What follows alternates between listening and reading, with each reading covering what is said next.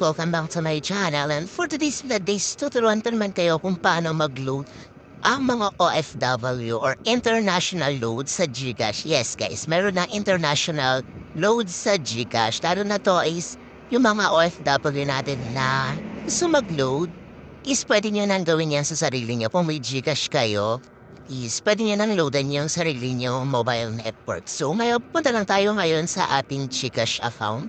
And then punta lang tayo dun sa load. Click nyo lang yung load. Medyo mabagal ah.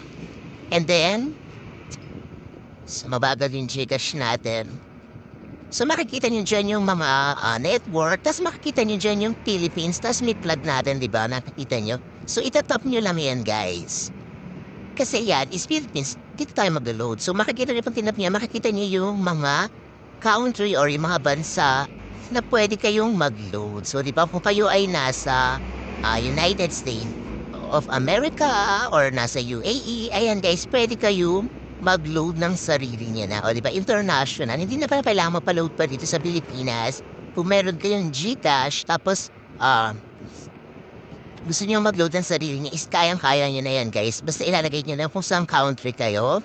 For example, hanap tayo, kunwari, ayan, kasi ito United Kingdom, wala pa siyang available eh. So, makikita niyo yung mga blanco na yan yung dyan tayo pwedeng mag-load. So, hanap tayo, sa Asia tayo maghanap.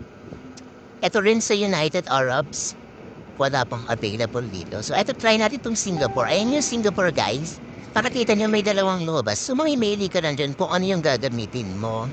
And then, pag kinit mo yun, ilalagay mo na yung number mo. And then, next ka na, tapos makakapag-load ka na ng sarili mo. Diba, Asus? Sobrang easy na hindi ka na makakasal kung sa tabang magpapaload na international. Kasi sa GCash is meron na. So, ayan guys. So, for example, ito naman. Malaysia. Merong lumabas. And then, i-click nyo lang yun. And then, ilalagay nyo lang yung number na gamit nyo dyan sa Malaysia. And then, maluludan nyo na yung cellphone nyo through GCash. Diba? So, simpleng-simple. Dati kasi wala guys yan, diba? So ngayon meron na talaga na bagong update si GCash para makapag-load ka ng international. So ito is para sa mga OFW nating kababayan. So yun lang. Sobrang success. So yun lang, ganun lang mag-load guys. So mapos sa inyo ganyan niya. And yun lang, and thank you for watching.